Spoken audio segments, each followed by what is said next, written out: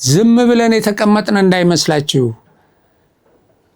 የጦር አውሮፕላን አስነስተን ታንክና ሚሳኤል ተኩሰን ጦርነት ስላልከፈትን ኢትዮጵያን እየወጋን አይደለም ማለት አይደለም። ኢትዮጵያን ለማጥፋት የሚያጠፉልን ኃይሎች አሉ፣ ቀጥረናል። ኢትዮጵያን የሚነክሱ ውሾች አሉ። ይሄን ወስዶ አሁን ኢሳያስ አፈወርቂ እንደገና ነፍስ እየዘራበት ነው። ይሄን ቡድን ኢትዮጵያን ለመበጥበጥ ማለት ነው።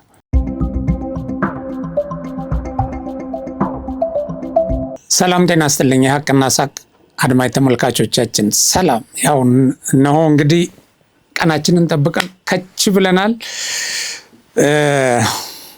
በጋራ የምንተነተናቸውን ነገሮች ከእናንተ ከአድማጮቻችንም አስተያየቶች እየመጡ የምናዳብራቸው ግን ደግሞ ያው ወቅታዊ ሁኔታዎችን እንደመነሻ እኛ ይዘን እዚህ ከስቱዲዮ እናነሳለን። ስለዚህ ባለፈው ሳምንት ይሄ የኤርትራና የኢትዮጵያ ግንኙነት ወደ እርቅ እንደሚያመራ የኤርትራው ፕሬዝዳንት ወደ አዲስ አበባ የኢትዮጵያው ፕሬዝዳንት ደግሞ ወደ አስመራ እንደሚሄዱ የተገለጸበትና ተስፋ የሚሰጥ ሁልጊዜ ስለ እርቅ ስለ ሰላም ሲወራ ከሰይጣን በስተቀር መቼም ማንም ይደሰታል፣ ለዛውም በራሱ ሀገር ላይ ማለት ነው። ይሄ ተስፋ በከፍተኛ ደረጃ ያው ሲሰራጭ ነበር። አሁን ምንድን ነው እሱ ተስፋ እውን የሚሆን ነው ወይ? አሁን ያሉት እንቅስቃሴዎች ያንን ነው ወይ የሚያሳዩት? በሌላ በኩል እንግዲህ ኢትዮጵያ በዲፕሎማሲ ጥረት ስታደርግ በተለይ እዚህ የባህር በር ላይ የህልውና ጉዳይ ነው እና ይህን የህልውና ጉዳይ በተለያየ አቅጣጫ ለማሳካት ጥረት ስታደርግ ያንን ለማደናቀፍ የሚደረጉ ደግሞ የጠላት ኃይሎች እንቅስቃሴ አሉ ለማደናቀፍ። ከዚህ በፊት በሶማሌላንድ ስምምነት ስንፈራረም እሱን አስመልክቶ ወይም እሱን ለማደናቀፍ እሱን ለማጨለም ምን ያህል ርብርብ እንደተደረገ እናስታውሳለን። አሁንም ግብፅ ይሄ እንዳይሳካ ይሄ የእርቅ እና የሁለቱ አገራት ተግባብተው በጋራ ጥቅም ሰጥቶ በመቀበል የሚሰሩበት ሁኔታ ሊፈጠር ነው የሚሉ አመላካች ነገሮችን ለማጨለም ከፍተኛ እንቅስቃሴ እያደረገች ነው። ይሄ በወታደራዊ እንደው በጦርነት አምጥታችሁ ስትገልጹት የጨበጣ ውጊያ የሚባል አለ። መጨረሻ ላይ በቃ ሳንጃ ለሳንጃ ትገባለህ፣ ቦምብ ትወረውራለህ፣ በቃ ያለህን እና ተናንቆ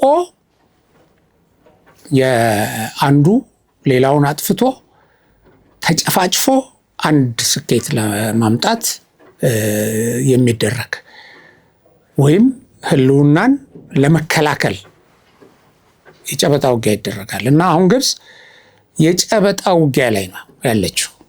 ይሄንን ሳይወለድ እንዲሞት ለማድረግ ማለት ነው።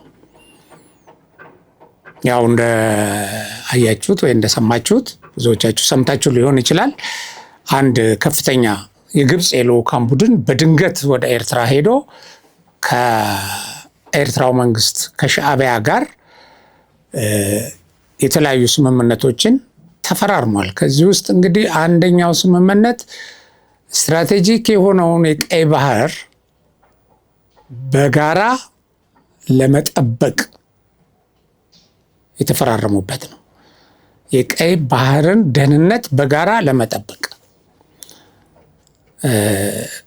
ብለው የተፈራረሙት ስምምነት አለ። ከዚሁ ጋር ሌሎች ለኤርትራ ግብፅ እንግዲህ ዶላር እያፈሰሰች ይሄን አደርግላችኋለሁ ይሄን አደርግላችኋለሁ እያለች ነው አሽከር የምታደርጋቸው።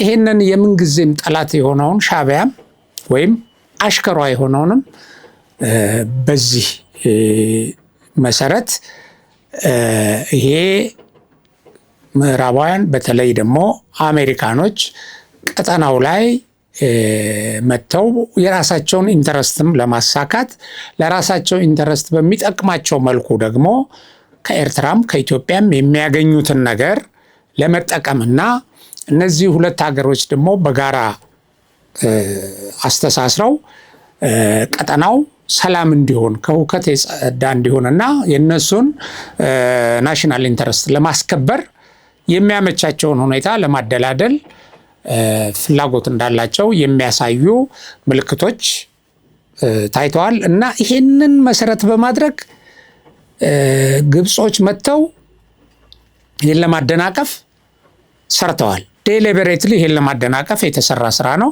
ምን ያህል አደናቅፈዋል የሚለውን እንመልከት። እንግዲህ መጀመሪያ ላይ ይሄ በጣም በከፍተኛ ደረጃ ሲራገብና ብዙ ተንታኞችም ምክንያታዊ ያደረጉ በተለይ ዋሽንግተን ላይ የኢትዮጵያው የውጭ ጉዳይ ሚኒስትር ከአሜሪካው አቻቸውና ከሌሎች አካላት ጋር ያደረጉትን ውይይት እና የተፈራረሙትን የሁለትዮሽ ስምምነቶች መሰረት አድርገው ሲተነተኑ በነበሩበት ጊዜ በርካታ የኢትዮጵያ ጠላቶች ደንግጠዋል። ያው ባንዳዎቹን ጨምሮ የባንዳ አሰላለፍ ያው እንደምታውቁት ነው፣ ግልጽ ነው። ምንም አይነት ነገር ኢትዮጵያን የሚጠቅም በአሁኑ ሰዓት እውን እንዲሆን አይፈልጉም። የሚያሰናክላት ነገር ሲመጣ ብቻ ነው የሚደሰቱት። እና በዚህ ውስጥ ይሄ ወዴት ላይ መራ ይችላል በሚል ስጋት መጀመሪያ ድንጋጤ ሆነ የገለጸው ወያኔ ነው። አሁን ይህንን የደብረ ጽዮን አሽከር ይህን እንስማው ኃይሌ ደደቢትን ወያኔ መንደር ምን ተፈጠረ፣ እነዚህ እነ ደብረ ጽዮን የወያኔ ቁራጮች እነሱ ጋር ምን ተፈጠረ የሚለውን ነገር የምታውቁት ከዚህ ሰውዬ ነው። ምናልባት ስታሊን ነው። ስታሊን ግን በመዋሸት ነው ሊሸፋፈን የሚሞክረው የሆነ እውነት ሲመጣ። ይሄ ግን ወጥቶ ፊት ለፊት የሚነግረን ውስጣቸው ምን እንደተፈጠረ የምናረጋግጥበት ነው። ወያነ ዘይተዓረቀ ዘይዕረቅን ዝብል ሻዕብያ ይሁን ወያነ ባዕረቅ እንተኮይኑን ሻዕብያ ዘይተዓረቀ ይዕረቅን ዝብል ወያነ ይሁን በዚ ናይ ሻዕብያ ረክብቡ እንዳተጠናኸረ ይኸይድ ዘይምለስ ይሁን ሻዕብያ ባዕረቅ እንተኮይኑ እውን ወያነ ዘይተዓረቀ ዘይዕረቅን ዝብል ሻዕብያ ይሁን ወያነ ባዕረቅ እንተኮይኑን ሻዕብያ ዘይተዓረቀ ይዕረቅን ዝብል ወያነ ይሁን በዚ ናይ ሻዕብያ ረክብቡ እንዳተጠናኸረ ይኸይድ ዘይምለስ ይሁን ሻዕብያ ባዕረቅ እንተኮይኑ እውን ወያነ ዘይተዓረቀ ዘይዕረቅን ዝብል ሻዕብያ ይሁን ወያነ ባዕረቅ እንተኮይኑን ሻዕብያ ዘይተዓረቀ ይዕረቅን ዝብል ወያነ ይሁን። እና ምንድን ነው የሚለን ኃይሌ ደደቢት? ይሄ እንደዚህ እየገፋ የመጣ ሁኔታ አለ እና አሁን ይሄ በሻዕቢያና በወያኔ መካከል ያለ ግንኙነት የማይመለስ የማይቀለበስ ነው መሆን ያለበት። አሁን እርቅ የሚፈጠር ከሆነ ሻዕቢያ የሚታረቅ ከሆነ ወያኔ ካልታረቀ አልታረቅም ማለት አለበታል። ወያኔ የሚታረቅ ከሆነ ደግሞ ሻዕቢያ ካልታረቀ አልታረቅም ማለት አለበት ነው ይለናል። እና አሁን ወያኔ የሚያደርጋቸው ነገሮች ሁሉ በሻዕቢያ ትዕዛዝ እንደሆነ ነው እየነገረን ያለው። የሚያደርጋቸው ነገሮች ሁሉ ይሄን አድርግ፣ እንትናን የክልሉን መንግስት አንሳ፣ አንተ ወደ ስልጣንና ይሄንን አድርገህ ቁም ምናምን ተቀመጥ የሚለው ሻዕቢያ እንደሆነ በሱ ትንፋሽ እንደሚተነፍስ እና ሻዕቢያ ደግሞ ምናልባት አሁን ከተነጥሎ ከወያኔ ከዚህ መንግስት ጋር እርቅ የሚፈጽም ከሆነ በእርቁ ሂደት ውስጥ ራሷ ወያኔ እንዲገባ ኖ እኔ ያለ ወያኔ አልታረቅም ማለት አለበት ወያኔ ይላል። ያው ምን ያህል እንዳሰጋቸው ነው የሚያሳየው። ምን ያህል እርቅ፣ ሰላም፣ ይሄ የሀገር ብሔራዊ ጥቅም መከበር፣ የኢትዮጵያ ናሽናል ኢንተረስት መሟላት፣ የሆነ ነገር ለዛ የሚያደርሱ ነገሮች መመቻቸት ሁሉ ወያኔን በጣም ያስፈራዋል። ወያኔ ይሄን ለማፍረስ ነው የሚሰራው እና ሌሎችም እንግዲህ የፕሮፓጋንዳ ክንፎቹ ባንዳዎች የግብፅ የሚከፍላቸው ይሄንን ነው የሚያደርጉት እና ያንን ነገር እየመነዘሩ ከውስጡ ውሸት ነው እንደዚህ አይነት ነገር አለው እያሉ ሲፈልጉ ነበር። አሁን ይሄ የግብፅን ወደ ኤርትራ መሄድና ይሄን መፈራረም ሲሰሙ ግን በጣም ነው የተደሰቱት። እንደገና ካጎነበሱበት ብቅ ብለው የስትራቴጂክ ክስረት ኢትዮጵያ ገጠማት ብለው መቀባበል ጀመሩ እና ይሄ ኮሌክቲቭ ጂኦፖለቲካል ኢንሰርክልመንት ይሄ ግብፅ ከዚህ በፊት ኢትዮጵያን ከበበች እንደዚህ ያደረገች የሚለው አሁን ይሄ ከበባው የብረት አጥር ነው የሰራችው ግብፅ ኤርትራ ውስጥ ሄዳ ብለው ነው የጻፉት አንዳንድ ባንዳ ጸሐፊዎች። እና ገና እዛ እነሱ እየተፈራረሙ እያሉ ይህንን ነው የተቀባበሉት። የሀገር ውድቀት ቢሆን ማለት ነው ቢሆን ግን ነው ወይ ይሆናል ወይ? እና ሌሎቹስ እዛ ጋር ኢንተረስት ያላቸው ሀገራት እዛ ጋር እነሱ ይሄ ቀጠና እንዲከተል የሚፈልጉት አደረጃጀትና እንዲይዝ የሚፈልጉት ቁመና እንዲፈጠር የሚፈልጉት ትብብር ካለ አሁን የግብፅ እዛ መሄድ ያንን ያፈርሰዋል ወይ ብሎ ማሰብ ያስፈልጋል። ምክንያቱም የኢትዮጵያን ወደ ባህር በር መውጣት አስፈላጊነት እና ግዴታ መሆን የህልውና ጉዳይ መሆን እኮ ብዙ ትልልቅ ሀገሮች ናቸው ያመኑበት እና ለተግባራዊነቱም እየሰሩ ያሉ በሰላማዊ ሁኔታ ይሄ መፈጸም አለበት ብለው። ከነዚህ አንጻር ሲታይ ግብፅ ቁጫጭ ነች በመሰረቱ ግን ፍላጎቷ በዚህ ደረጃ እየሄደ ነው። ከዛ ውጪ እንግዲህ የሻዕቢያ መሪዎች እኛ አስመራ ሄዳሉ፣ አብይ ኢሳያስ ወደዚህ ይመጣሉ፣ ያለቀ ጉዳይ ነው ምናምን በምንልበት ሰዓት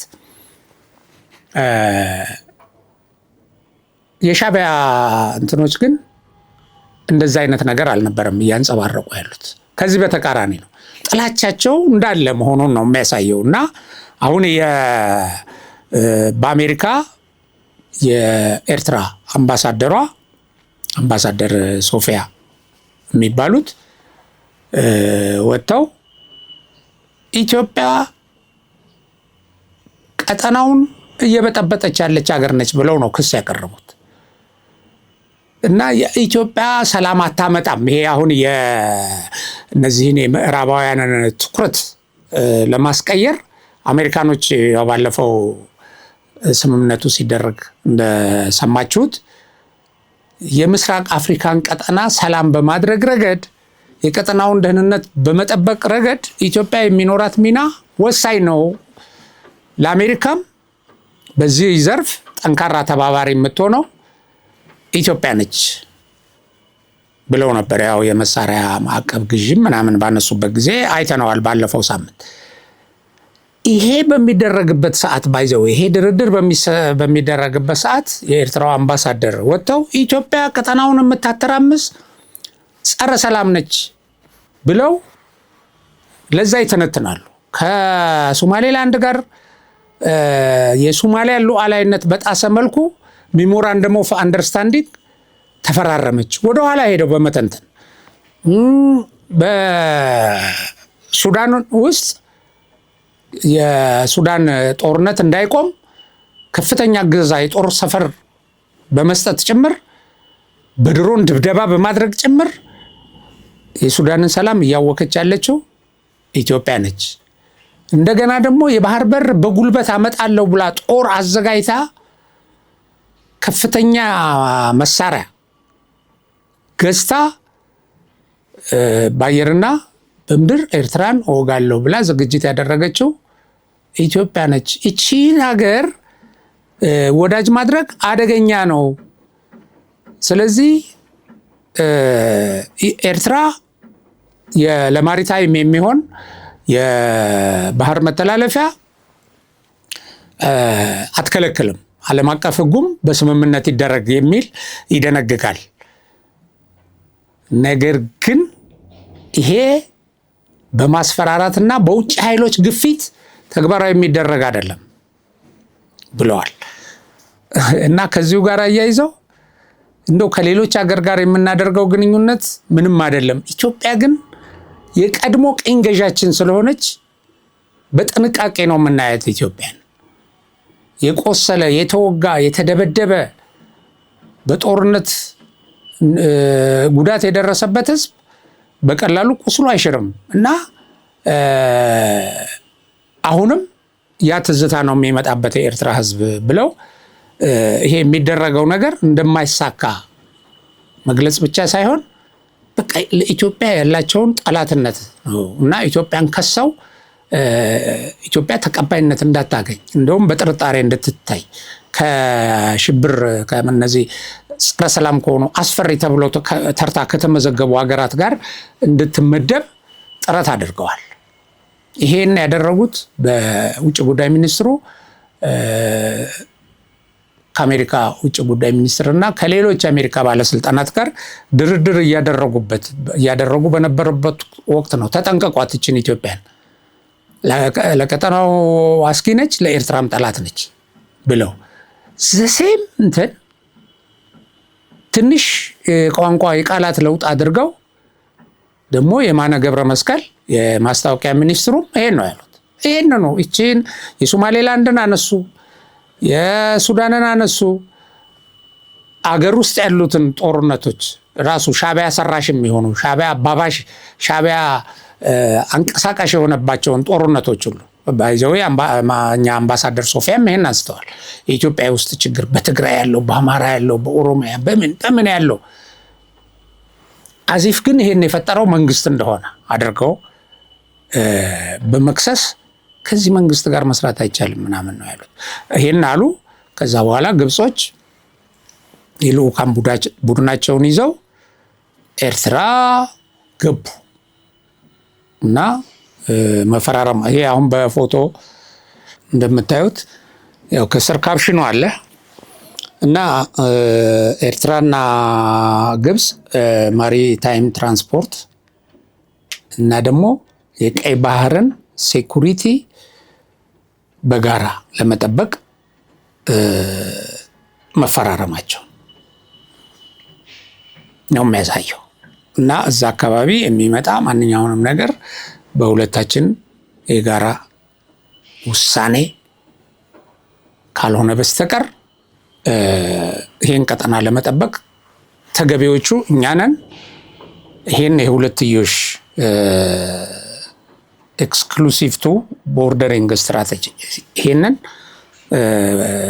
ድንበሩን በጋራ ነው የምንጠብቀው ብለው ነው የተፈራረሙት። እንግዲህ እና በጣም ይሄ ቅጽበት ይሄን ያደረጉበት ያው እንዳልኳችሁ ይሄ ሁኔታ የተፈጠረበት ነው እና ሌላው ደግሞ እነዚህ ኃይሎች አሁን ግብጽ በጣም ይሄንን ጉዳይ የህልውና ጉዳይ ማለት አሁን የመጨረሻ የስትንፋሷ ጉዳይ አድርጋ እየተንቀሳቀሰች ነው።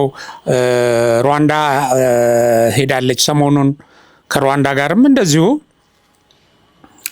ድርድር አድርጋለች እና ከመጀመሪያ ከኬንያ ስብሰባ በኋላ በቀጥታ ወደ ኡጋንዳ ነው የሄደችው ግብጽ። ከኡጋንዳም ጋር በዚሁ በአባይ ጉዳይ ላይ ውይይት አድርጋለች። እንደውም አንድ በጣም የሚያስቅ ቪዲዮ ተለቋል። እዛ በነበሩበት ጊዜ የግብፁ ፕሬዝዳንት አልሲሲ አጃቢዎች እና የኡጋንዳ አጃቢዎች የሆነ ረብሻ ምናምን ፈጥረው ነበር። ኤኒዌይ እዛም በዚህ ጉዳይ ላይ ለግብፅ የህልውና ጉዳይ ነው በሚል ያው ኢትዮጵያ ላይ ትብብር የሚተባበሯትን ነገሮች ሀገራት የዞረች በማስተባበር ማለት ነው። ሌላው ከዛ በኋላ ደግሞ ወደ ሩዋንዳ ሄዳ ያው እዚህ እንደምታዩት ከሩዋንዳ ጋር ደግሞ ይሄ ተፈጥሮን መሰረት ያደረገ የዝናብ ውሃን የማጠራቀም ፕሮጀክት ተፈራርመዋል። አንደኛው ግብፅ ውሃዋ እንዳይነካባት እነዚህ ሌሎች ሀገሮች አሁን ኡጋንዳም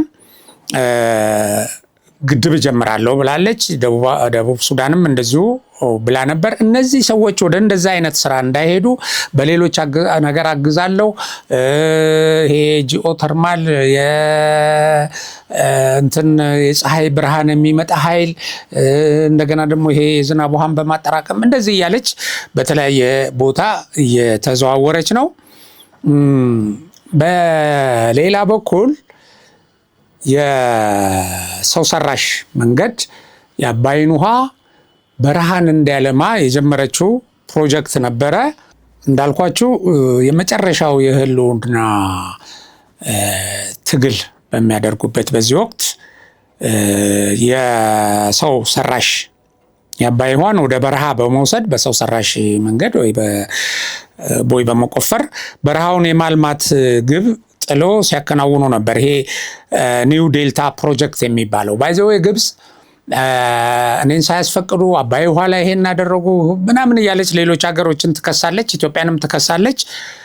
ሌሎች እንኳን አላደረጉም፣ ግን ለማድረግ የሚሞክሩትን ሁሉ ከኔ እውቅና ውጪ የሚል ግዴታ እያስገባች ይሄም በህግም በቀኝ ግዛት ገዢዎች ህግ አጽድቃ ያለች ሀገር ነች።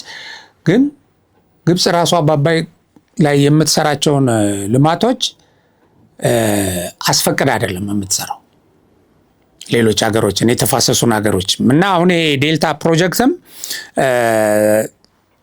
ከሌሎች ሀገሮች ጋር ምክክር አልተደረገበትም። በራሷ ነው እንትን ያለችው እና ወደ 800 ቢሊዮን የግብጽ ፓውንድ ፈሰስ የተደረገበት ነው ይሄ አሁን የተመረቀው የዴልታ ፕሮጀክት እና በዚህ እንትን ላይ አብዱል ፈታህ አልሲሲ ግብጽ የህልውና አደጋ እንደተደቀነባትና ከፍተኛ የውሃ ችግር ሊያጋጥማት እንደሚችል ለዚህ ደግሞ ዋነኛ የግብጽን ህልውና አደጋ ላይ የጣለችና የግብጽ ህዝብን ጉሮሮ ለመዝጋት እየተንቀሳቀሰች ያለች ኢትዮጵያ መሆኗን አመልክተዋል። በዚህ ደረጃ ኢትዮጵያን በጠላትነትና በህልውና አደጋ ጉሮሮ ትዘጋለች ተብሎ እስከ መግለጽ የደረሰ አንድ መንግስት ምን ሊያደርግ ይችላል ብሎ ማሰብ ነው የሚያስፈልገው። ኢትዮጵያ እኮ ከምድረ ገጽ መጠፋላት ትፈልጋለች ግብጽ እና ይሄ የእርስ በርስ ጦርነቱ የመሳሰለው ምኑ ሁሉ እኮ የሷ ፕሮጀክት ነው። ይሄን ደግሞ እስከ መጨረሻው ከማድረግ አትቆጠብም። ኢቭን ይሄን የህዳሴ ግድብን የሆነ ትብብር የምንፈራረመ የምጠይቀውን ጥያቄ ብትናደርግላትም አታቆምም። ለምን ነገ ስትጠናከር ኢትዮጵያ ሰላም ስታገኝ እኔን ወደሚጎዱ ተግባራት ትገባለች ብላ ስለምታስብ ማለት ነው።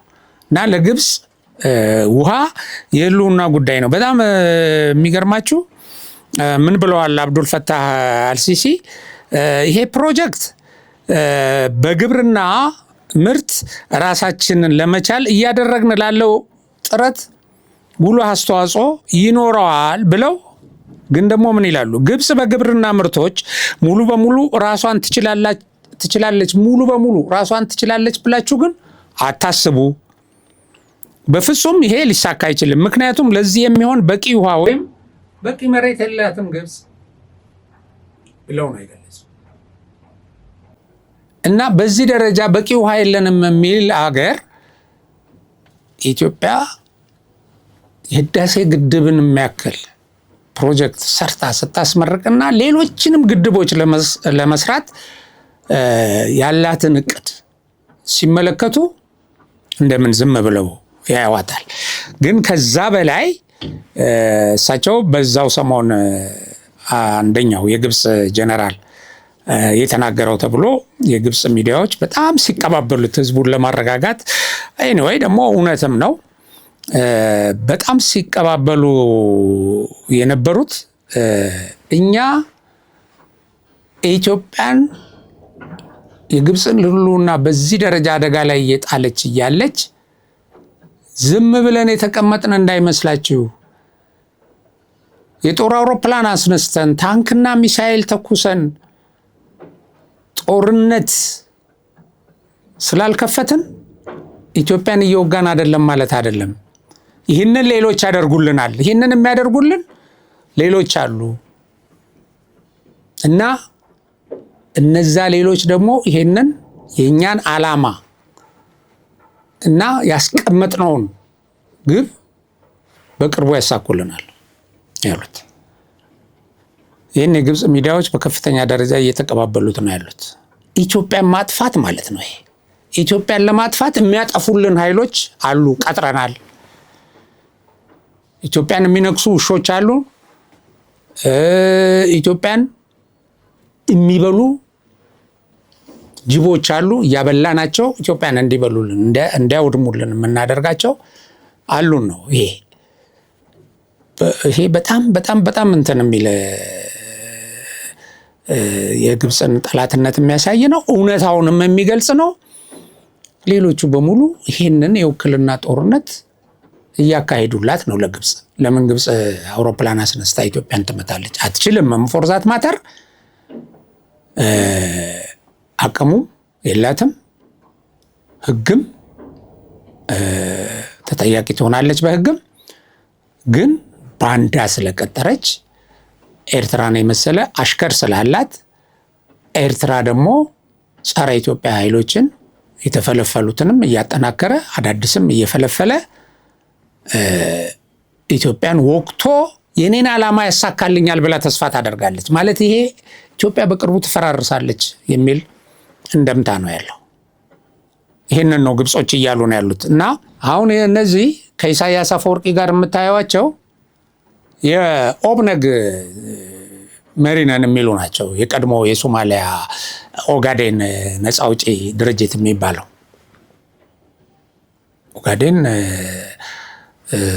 ብሔራዊ ነፃ አውጪ ምናምን ኦብነግ በከፍተኛ ደረጃ ኢትዮጵያን ሲወጋ የነበረ ነው። ከለውጡ በኋላ በ2018 እንደ አውሮፓን አቆጣጠር በሰላም እታገላለሁ ብሎ ያኔ እንግዲህ ከኤርትራም ጋር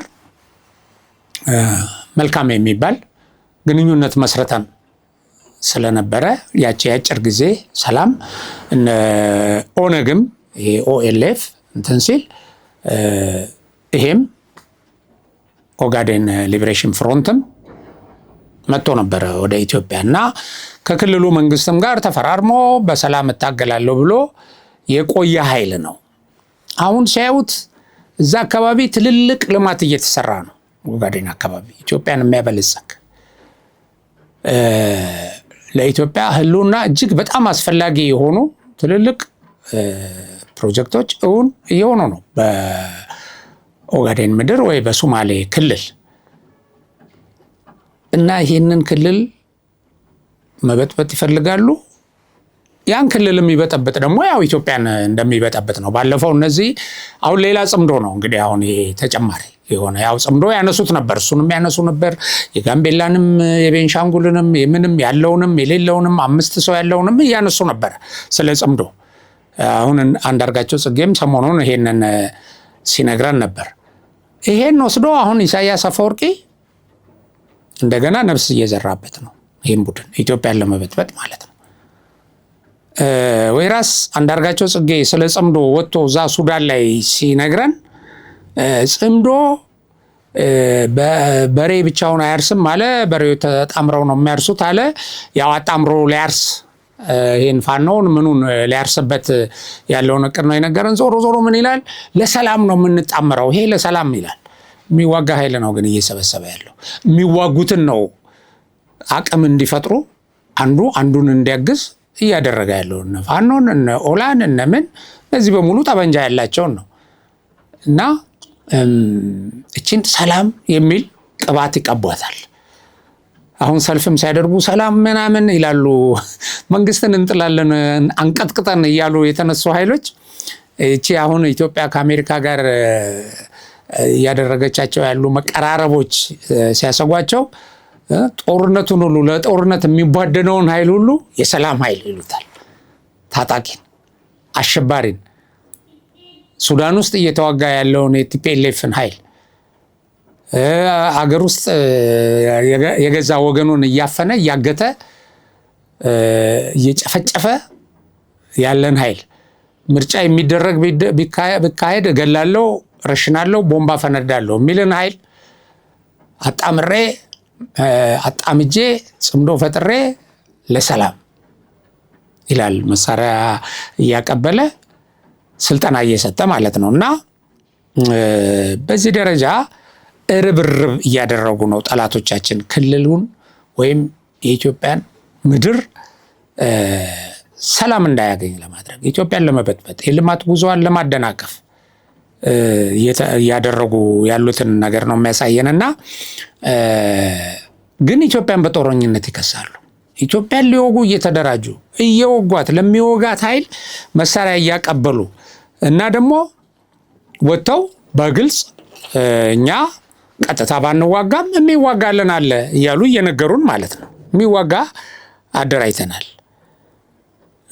የሚሉ ኃይሎች አሉና አሁን ምንድነው እነዚህን ገጣጥመን ስናያቸው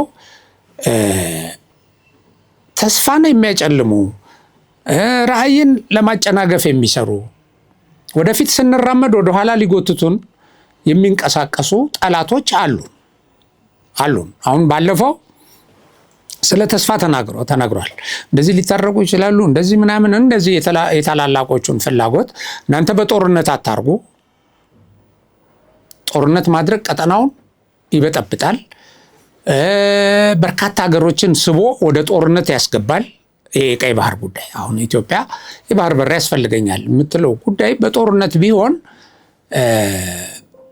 ሁለቱ ሀገሮች ብቻ ተዋግተው አይቆምም። እውነት ነው፣ ያው እንደምናየው ነው። እንግዲህ እኔም እንትን ያመኛል፣ እኔንም መውጋት ማለት ነው፣ የኔንም ህልውና ማጥፋት ማለት ነው የሚሉ ወገኖች አሉና እነዚህን ሁሉ ስቦ ወደ ጦርነት ስለሚያስገባ እዛ ቀጠናው ላይ ብዙ ሀገራት አሉ እና በሰላም መፍታት ነው የሚሻለው ብለው አቋም የያዙ አሉ።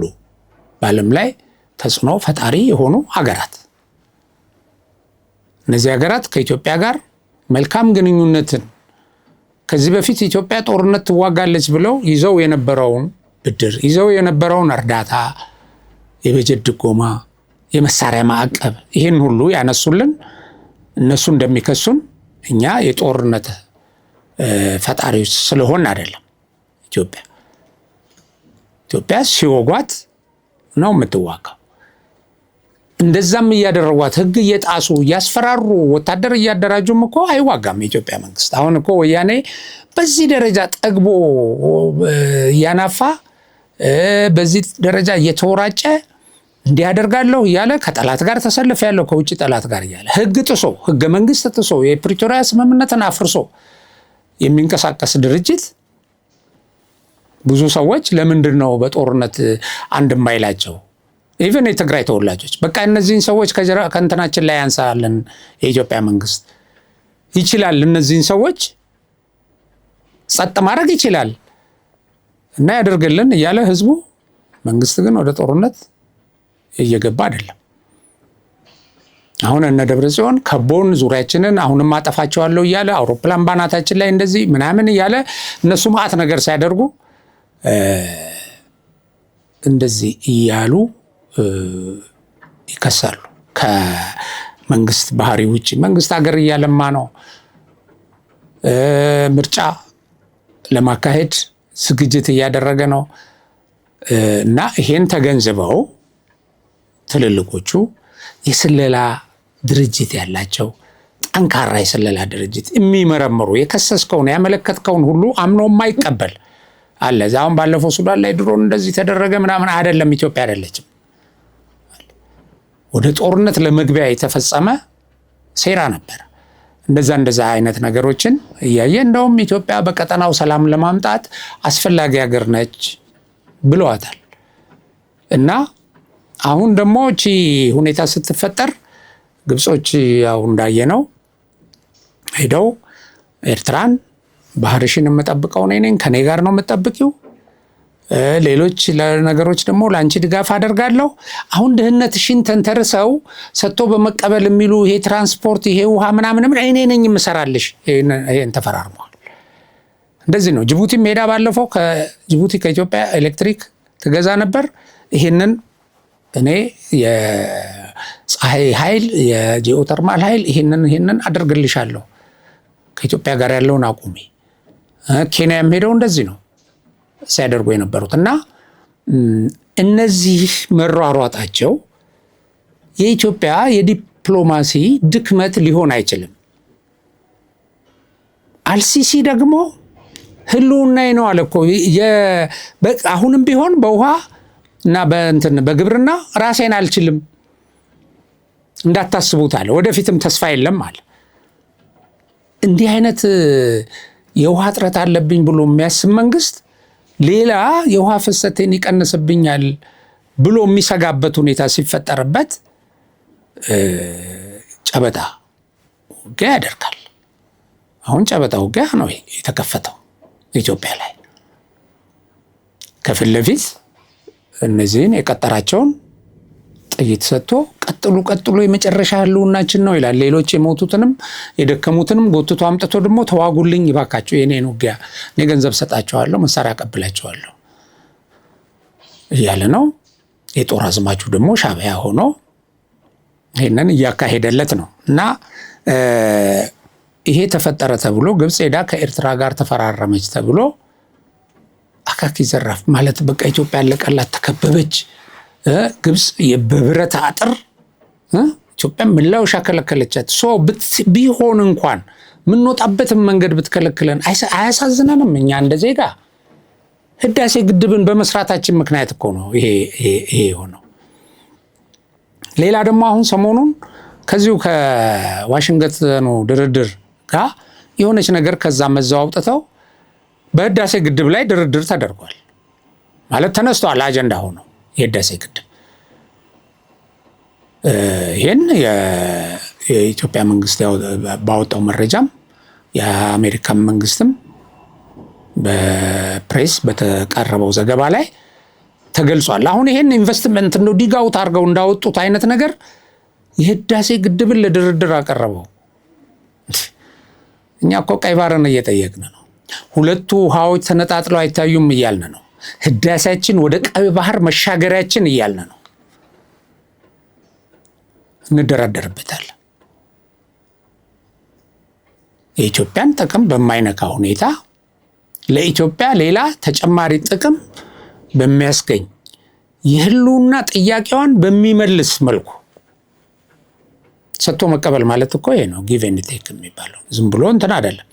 እና እሱን ይሄ ሌላው የተነሳላት ማዕቀብ የምናምን አብሬሽ እሰራለሁ በትብብር የተባሉ በጣም ትልልቅ ነገሮች ትልልቅ ተስፋ ሰጪ ነጥቦችን እነሱን ትተው እዛ እስካ የህዳሴ ግድቡ እዛ እንትን ላይ ተነስተዋል። እንዴ ተነሳ አይደለም እኮ አሁን ጥያቄው በምን አይነት ነው የተደራደርንበት ነው። በምን አይነት የኢትዮጵያን ጥቅም በሚያስከብር እና ኢትዮጵያን ወደ ቀይ ባህር በሚያወጣ። ግብፅ እኮ ይህን ጫና የምትፈጥረው እዚህ እንትን ውስጥ ካላስገባችሁኝ እኔ ደግሞ ዘጋዋለሁ እያለች እኮ ነው። ዘጋዋለሁ በቃ ቀይ ባህር ከኔ እውቅና ውጪ የቀይ ባህር ሀገራት ከሚባሉት ውጪ ሌላ ሀገር ወደ ቀይ ባህር መውጣት በተደጋጋሚ እኮ ይሄን ነግረውናል። ስለዚህ ደግሞ እኛ የህዳሴ ግድባችንን ጠንከር አድርገን እንደዛ ከሆነ ደግሞ እኛ ተጨማሪ ግድቦች እንሰራለን፣ አሳሪ ስምምነት አንፈርምም፣ ሌሎች ከህዳሴ ግድብ ላይ የተያያዙ ድርድር አናደርግም። ይሄ እኮ አንዱ የመደራደሪያ መሳሪያችን ተደራዳሪነታችንን ከፍ የሚያደርግ ነው። እና እሱ እንደዚህ ተወሰደ ምናምን እሱን ለድርድር አቀረበ እንደዚህ ያደረገ ትላለ። በኢትዮጵያ ጥቅም ላይ በፍጹም የማይደራደር መንግስት ቢኖር ይሄ ነው በታሪክ ውስጥ። ስለማይደራደርም ነው በዚህ ደረጃ ሊያጠቁን የሚረባረቡት፣ ፈጽመው ለድርድር ዝግጁ ስላልሆነ ማለት ነው። ዞሮ ዞሮ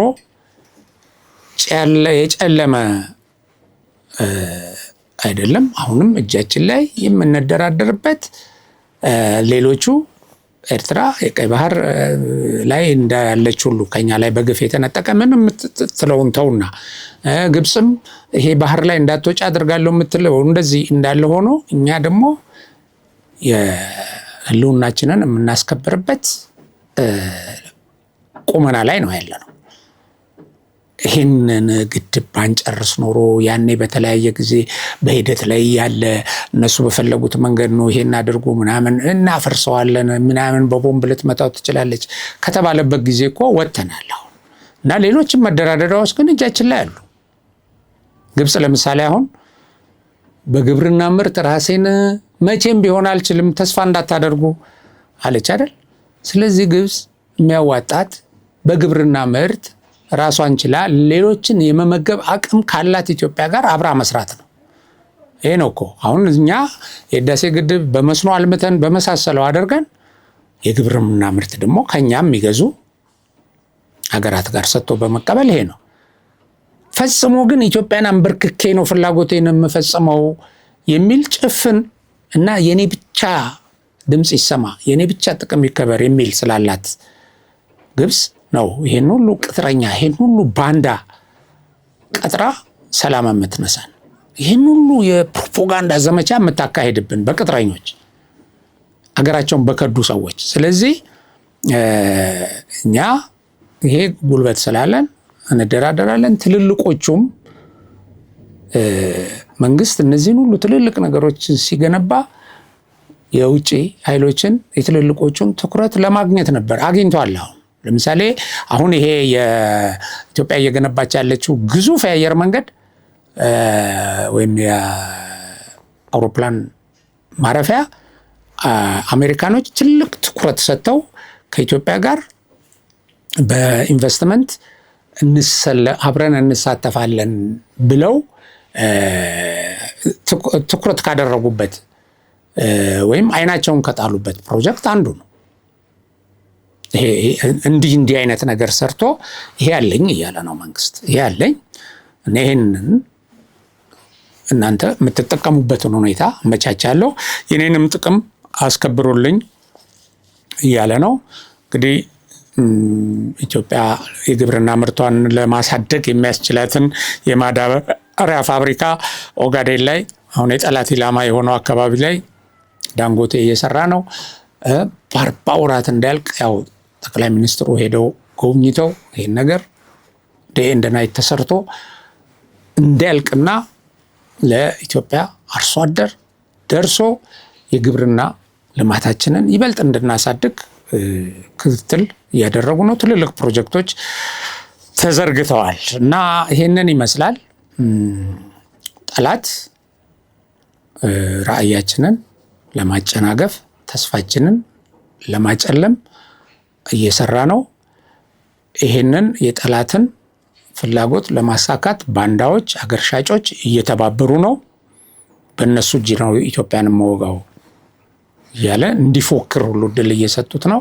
ተጨማሪ በአሽከርነት የሚቀጠሩለትን ተጨማሪ የሚዋጉለትን የውክልና ጦርነት የሚያካሂዱትንም ያው እንደ ኦብነግ ያለ እየሰበሰበ ይገኛል። ሌላም አዳዲስ ከመፍጠር አይመለስም። የሆነ ሆኖ እነዚህ የውስጥ ጠላቶች በብዙ ቦታ እየተመቱ እርስ በርሳቸውም እየተዋጉ፣ ምክንያቱም የቆሙበት ዓላማ ሀገር መሸጥ የሀገርን ሕልውና አሳልፎ መስጠት ስለሆነ ማለት ነው። በዚህ የዛሬ ፕሮግራሜን አጠናቅቃለሁ። እንግዲህ በሌላ ፕሮግራም እስከምንገናኝ ደህና ሁኑልኝ ይላለው፣ ደህና ቆዩኝ ይላለው። በሚቀጥለው ፕሮግራሜ እስከምመጣ ሀቅና ሳቅ ሚዲያችንን ሰብስክራይብ፣ ሼር አድርጉ። ሰላም።